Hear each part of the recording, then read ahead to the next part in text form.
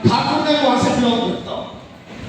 आज मेरा प्रोग्राम नहीं, मैं आया क्यों इस बात को मैसेज देने के लिए आज हमें आने की जरूरत पड़ी।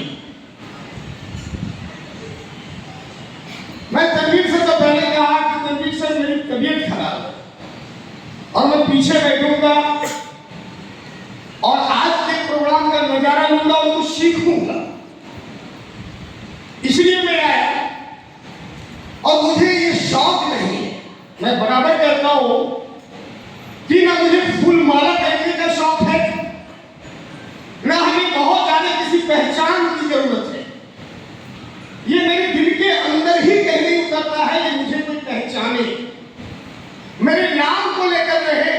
हम हमेशा चाहता हूं कि गुमनाम होकर इस दुनिया से चले जाएं और गुमनाम होकर दुनिया से जाएं और लोग गुमनाम के बाद भी नाम नहीं हमारे शब्द है। ऐसा प्लेटफॉर्म मिला जिस प्लेटफॉर्म में आने के बाद मैंने कष्ट खाई। लोग मुझे इज्जत दे या न दे मुझे उसकी परवाह नहीं है, लोग मुझे स्टेज दे या नहीं दे उसकी परवाह नहीं है, मेरा नाम ले या नहीं ले उसकी परवाह नहीं है। इस मिट्टी से बनकर आया हूं, इस मिट्टी में मिलकर चला जाऊंगा। जाने के बाद भी हिंदुस्तान में नाम लेने वाला रह जाए, इसके लिए काम ऐसा प्लेटफॉर्म, ये प्लेटफॉर्म है नहीं दोस्त, ये प्लेटफॉर्म पैसे के लिए नहीं है। पैसा बाई प्रोडक्ट है, पैसा की मजबूरी है। अगर आप ईमानदारी और जिम्मेदारी के साथ आदरणीय जोरदार ताली के साथ आदरणीय पीसी साहब करके मिशन के अंदर लगे रहेंगे। आप में केवल एक स्टोरी कह रहा है। जिस दिन मैं यहां आया था वो 2005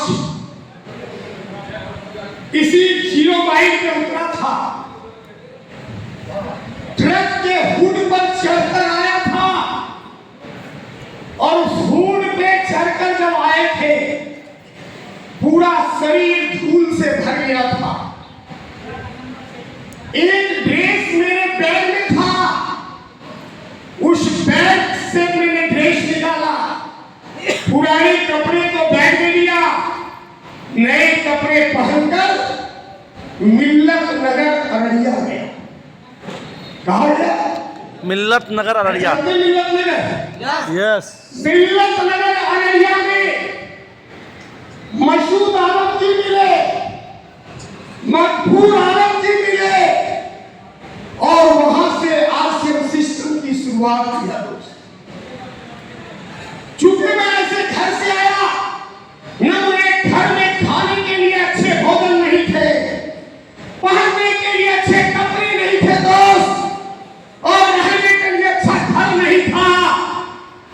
और वहां से अररिया की धरती पर आरसीएम के दीपक को लेकर आया और भूख भूखकर खाने के बाद लगातार अररिया की धरती पर आया और आने के बाद उनके साथ काम करते करते मैंने परवाह नहीं किया कौन कहां तक काम करेगा, लेकिन काम करते करते करते करते जहां मुझे जिस लेवल तक का जोश वाला लड़का मिला मैं उनके साथ काम किया। मुझे ये फर्क नहीं पड़ा कि ये कितना दूर तक जाएंगे, लेकिन जहां तक जाने के बाद उनके मंसूबे पूरे हो जाते थे, मैंने कहा तेरी इच्छा यही पूरी हो गई। उसके आगे फिर देखता था इससे बड़ी इच्छा किसकी है, उसके साथ काम किया। और इसी तरह से मैंने काम करने का स्टाइल है। इसी कड़ी में पंक्चर बनाने वाला वो जो लड़का तनवीर अजीज, जो चिल्ला चिल्ला के कहा मैं उस लायक तो नहीं हूं मेरे दोस्त जिस तरह से वो कहते, लेकिन मैं शुक्रगुजार हूं आदरणीय मसूद जी का, जिसको मैंने उस वक्त भी master master of the system कहा था, और जब मास्टर ऑफ द सिस्टम मैंने मसूद जी को कहा था, इसी क्रम में मसूद जी एक दिन मुझसे रो कर कहा था कि किसी सीनियर ने मुझे कहा तुम जिंदगी में कुछ नहीं कर पाओगे, लेकिन मैंने कहा इस सितारा पर विश्वास कर लो, मैं कहता हूं तुम मरैया के टाउन हॉल पर पूरी जिंदगी रहोगे और आप भी मखूद जी एक बच्चे की तरह हमेशा एक बाप बेटे के बीच में जिस तरह होता है, कभी गरम कभी नरम। मैंने मसूद जी को कहा, मसूद जी उस बच्चे के अंदर क्वालिटी है, उसको छोड़ना नहीं है, उसको बनाना हमारा काम है। हम दोनों ने मिलकर उसके निर्माण के लिए काम किया। आज वो अररिया डिस्ट्रिक्ट हेडक्वार्टर का टॉप लीडर है। इसी क्रम में मुझसे वो लोग कभी खुश कभी ना खुश मिले। तनवीर अजीज, यकीन नहीं करोगे, उनकी कुर्बानी, रहने के लिए घर नहीं। फर्स्ट डे जिस दिन वो रॉयल्टी बना था, एक बाप भी अपने बेटे को उतनी डांट नहीं सकता। वो लड़का रोते रोते रोते रोते आंखें फुला ली। मैंने कभी उसके घर नहीं गया। मैंने ज्योति में कहा तनवीर आज तेरे घर में जाऊंगा, तेरे रोने को देखकर मुझे दर्द आई है। उसके दरवाजे पर गया, हंडी किधर गिरा हुआ था, कड़ाही किधर गिरे हुए थे, रहने के लिए मकान नहीं था, खाना बनाने के लिए किचन नहीं था, और उस लड़के के दरवाजे पर गया और वहां से वापस जो किया हाथ आया, और रात में 10 बजकर कुछ मिनट में उसकी रॉयल्टी की बिल फाइनल हुआ। आप में से किसी को पता नहीं होगा, और लगातार उसके साथ दोस्त मेरे था। कभी भी मैं स्टेज पे नहीं आया। अररिया की धरती पर मुझे लगता है कि 8 से 9 वर्ष के बाद में आया। और क्यों आया? चूंकि मैंने कहा जिस नौकरी को पाने के लिए एक बाप अपनी जमीन बेच देता है, जिस नौकरी को पाने के लिए बाप अपने घर को गिरवी लगा देता है, जिस नौकरी को पाने के लिए एक पत्नी अपने जेवर को बंधक लगा देता है, और वो इंसान नौकरी को लात मार के आश्रम के मीटिंग में पूरे इंडिया में जाते हैं। यस की सर्वसर के लिए एक बात बोल रहा है, आप भी अगर आश्रम समझ में नहीं आता है तो ये आपके लिए मैं कुछ नहीं कर सकता, लेकिन मेरे लिए बड़ी शर्म की बात है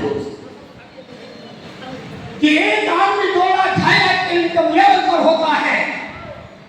जान ले, पूरे इंडिया के अंदर बहुत सारे बैंक, यूनियन है तो यूनाइटेड है तो पीएनबी है तो सीएनबी है तो चोलामंडलम है तो महिंद्रा है, लेकिन सभी बैंकों में सबसे बड़ा जो यूनिट है इंडिया में आज स्टेट बैंक ऑफ इंडिया है।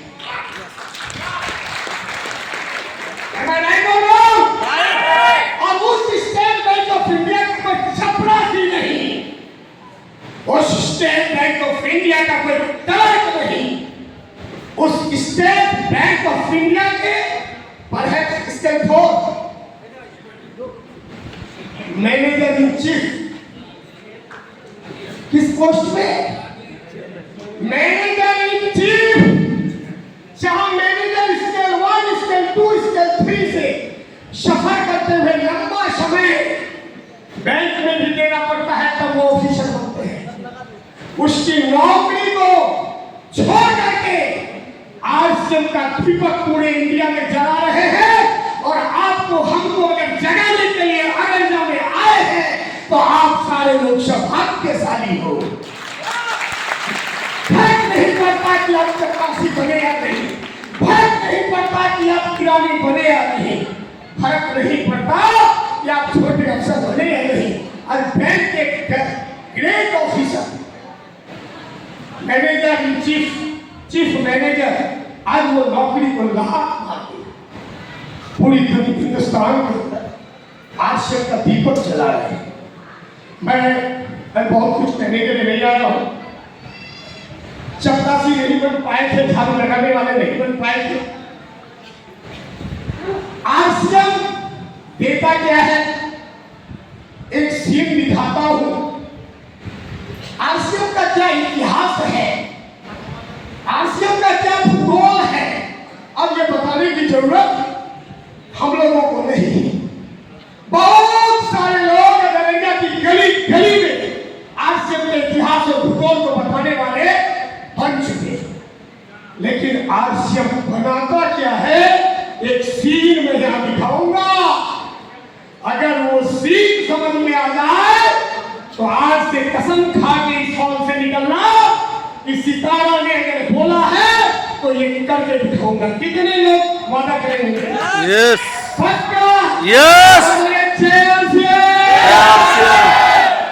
मैं आप लोगों की जोरदार तालियों के बीच सभी टेक्निकल अचीवर को बुलाने जा रहा हूं। Kindly on the stage on the